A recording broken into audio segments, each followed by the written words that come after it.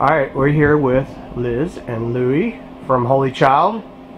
Just popped in from Milwaukee here in Pittsburgh.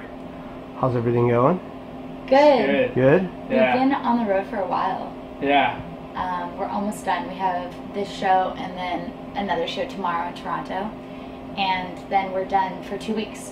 Yeah. So I think we're just like, it's cool. It's really cool to be on the road and be playing live in front of people, and that's really invigorating and amazing. But it's also nice to take a break. Yeah, absolutely. Yeah, so I think we're excited for that too. Yeah, like this tour started off at a nice easy pace. The past few days have kind of picked up. We've been racking up lots and lots of miles, and we got some sun today, so I feel like at the moment I might be a little bit out of it, but come showtime I think we'll be okay. Yeah, I'm sure we'll be fine. Nice. Yeah. So you've been out with Fitz and The Tantrums, which is a massive opportunity. How did that come about?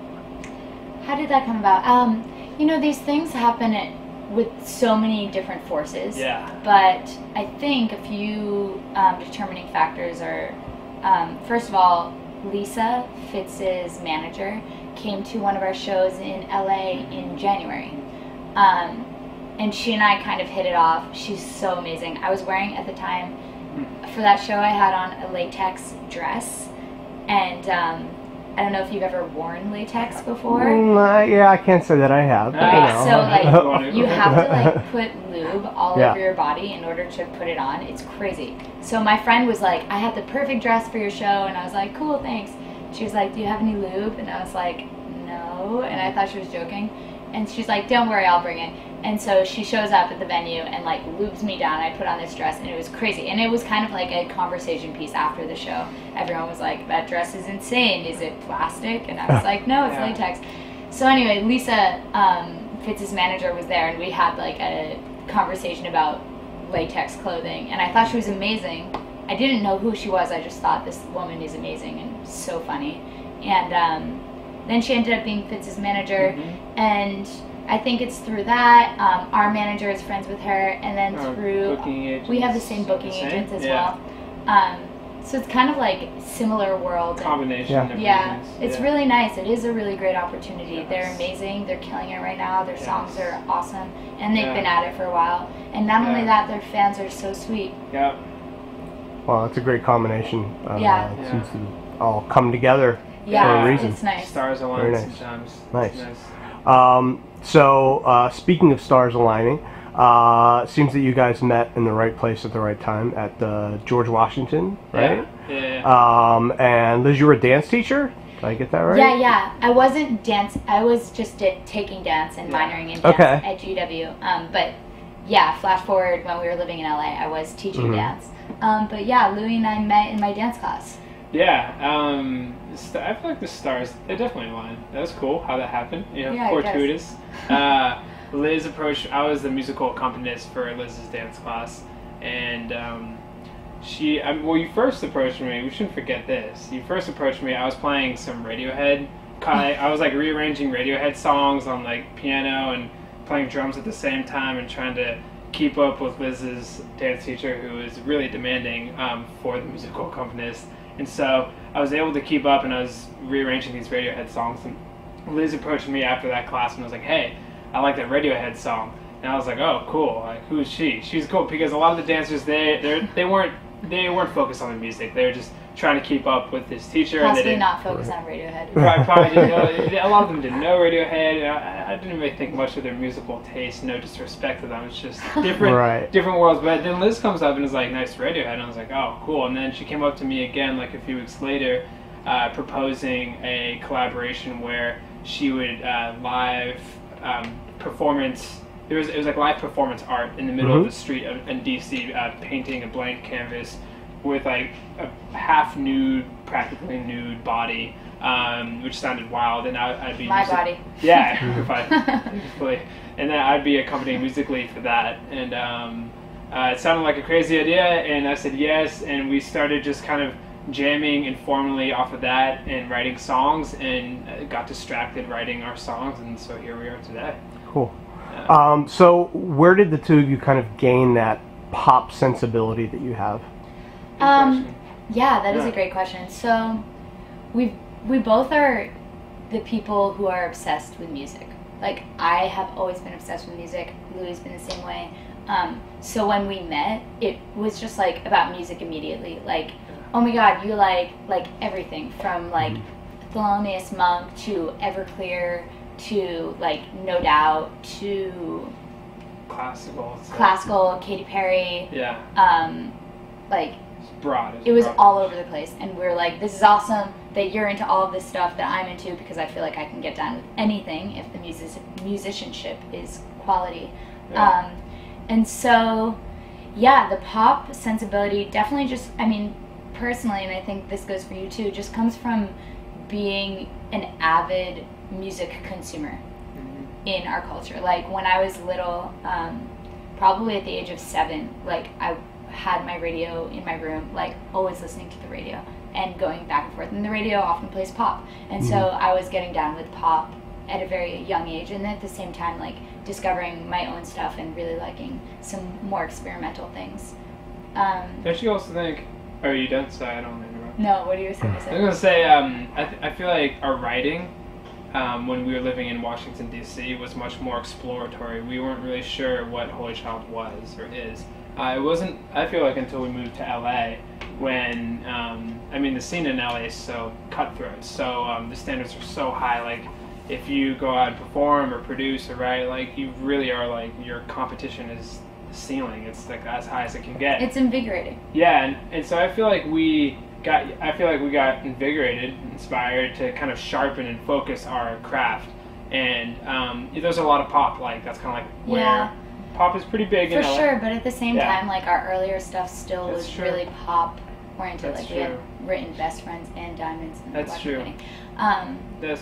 So I feel like there's always this, like, pop concept. I mean, personally, like, I had come out of a period where I was painting a lot and showing my paintings. Like, I was living in DC, but every single weekend for my senior year, I was going to galleries in New York and showing my art.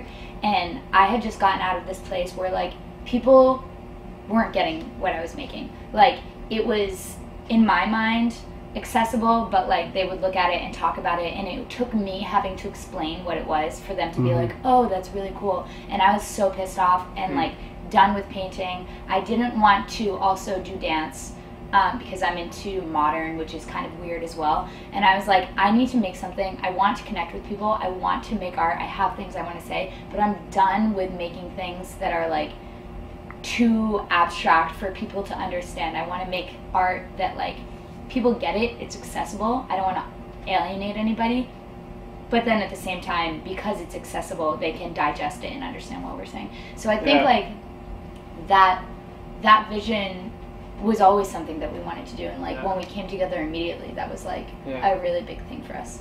Combination of the fundamental music tastes and preferences. I still think moving to LA helped, like, sharpen, because we had, like, written some, like, straight up jazz songs in DC that were very far aesthetically from where we're at now, and so we kind of, like, weeded those out and just sharpened and focused everything to what it is today. Yeah.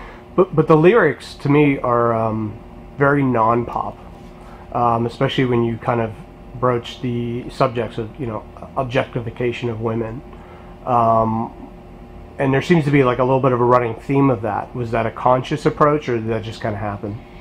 Yeah, so you're right. The lyrics, especially for the EP, are all dealing with the role of the female in our culture, and it's really funny. That was not a conscious effort. That is something that I've been studying and contemplating for a long time. When we were at GW, I actually got a grant from the anthropology department to do research on the sugar daddy relationship in New York City. So for 2 years, I lived in New York. I interviewed all types of girls who were in these relationships, and then I started becoming friends with escorts and really trying to understand, like, what are the power dynamics in your relationship? Like, why do you do it? Why do the men want you? Why are the men willing to pay? And then I started interviewing guys too, and so I was in this really weird place. It was like 2010 to 2012 where I was doing this, and it has really informed my art. It's something that has been on my mind, and like the reason I wanted to study the relationships, like the cross-generational exchange relationships in New York, was because I was I was so fascinated but upset at the same time. Like, I didn't know, I couldn't make sense of my emotions, and I'm still kind of at that place. So the way we write songs, Louis and I write all of the melody and chord progression together and the rhythm. And then I kind of go away and have the melody already and just write in the lyrics. And the lyrics for the EP came out very quickly, and it wasn't until I had recorded them and stepped back from them that I was like, oh, all of these songs are kind of dealing with the same topic from different angles. Like, Every Time I Fall is like a love song, being pissed off to be called a girlfriend, but then like liking doing domestic things at the same time, and therefore am I a hypocrite, or does this make me a bad person? And then like Pretend Believe is just like the ultimate hedonistic relationship that I crave, but why do I crave that? Because I know it's not healthy. And then Happy With Me and Playboy Girl have their own messages as well. So I mean, definitely art is a way for me and both of us to express ourselves and also try to understand where we're coming from in this world. I feel like I spend a lot of the time thinking about certain things, and then once I make art, it's like, oh, okay, now I kind of understand a little bit more about how I feel. But I definitely don't feel like I've gone to the point where I'm like, oh, I understand that, like I'm past that. It's still something that I'm contemplating. Yeah. You had a really interesting quote the other day. I guess you were looking through your diary and it was on Instagram, and you said, I paraphrase, you're only truly honest with yourself when you're around other people or in front of other people. What do you think you really meant by that? Yeah, that's interesting. I should find my diary. I have it. Oh, it's over there. Yeah, that was an interesting entry because it happened so fast. I think truth is something that's really interesting, and I think truth is very scary to deal with, especially like self-truth and being objective with oneself. And it's really hard to be objective with yourself when it's only you around, because there's so much rationalizing that can happen. It's like, you didn't do that right, and then in your head you're like, oh yeah, but maybe you did, or maybe people didn't perceive it. Perception is something that I think about a lot, like what I perceive versus what other people perceive, and like how people perceive me and how I perceive them perceiving me, and vice versa. And it's just this cycle. And I feel like when there's like a group of people, it's sometimes easier to try to understand like an ultimate truth, or like a truth that is existing there. And I also feel like, I think I was writing at that time about performing. I also feel like performing is so pure, and like especially when performing and like being in the moment and singing a song and being right there, it's so pure and honest, and there's like, it's completely vulnerable but true. And I was kind of reflecting on that as well. Cool. Yeah. So what's next for you guys? What is next? We go back to LA. And then we have a few more shows at the end of the month, and then spending August pretty much finishing our album. We've been working on it for the past 6-7 months, and then after, fingers crossed, we do our work and we finish our album. It's close. Yeah, it's pretty. If we don't finish it, I'll be really bummed out. Like, it would be weird. Yeah, we've been working our asses off, and at this point, like, the ball's in our court, and it feels good to have it in our court. So, and then after the album, we head out back on another North American tour with Mo. I don't know if you know Mo. Yeah, I just covered those guys. She's so cool. That's great. We're really excited. Yeah, there's Mo, M-O-E, and then there's also, do you know the Mo? Danish Mo. Danish Mo? Yeah. So we're going out with her, and that should be fun. That's playing kind of similar venues as Fitz, and it's cool. I think her demographic is definitely different. Fitz has a more, probably like radio-friendly demographic, and Mo's is definitely more blog, tastemaker-friendly. And so far, our trajectory has been on that, has been in that world with like the blogs and the tastemakers in that world. So we're excited. We played a show with Mo at South by Southwest, and it was so much fun. And then she went on after us, and it was so much fun. Yeah. We, after the show, were like, "You're amazing. You're amazing." It was really nice. Yeah. So it's gonna be a really fun show. And then after that, we don't really have anything planned for the rest of the year. We anticipate probably something coming out in the fall, like a new song or something. We're working on a bunch of stuff. Yeah, a bunch of stuff. And then the album should be out in 2015. Yeah. So we're excited. We got a lot of work to do to prepare for that. I'm sure we'll be back in Pittsburgh on the Mo run. I think we will. If not Pittsburgh, we'll be in Philly. Yeah. Okay. Is Philly close? 5 hours.